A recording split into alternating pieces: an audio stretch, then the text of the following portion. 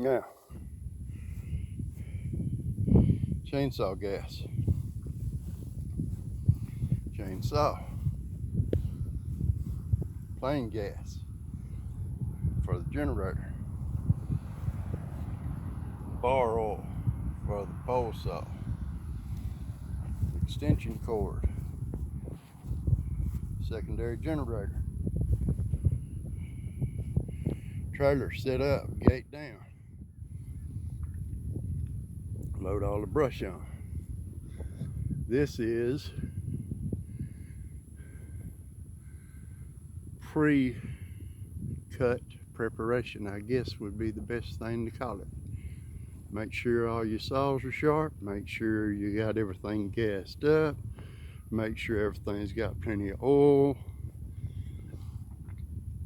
Make sure you got all your equipment ready to rock and roll before you pull the first cord or bother with the first twig.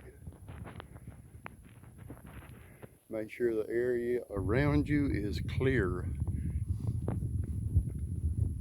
You're going to be operating a pole saw, chainsaw, any kind of thing around something like this. You don't need trip hazards, period, in any kind of way.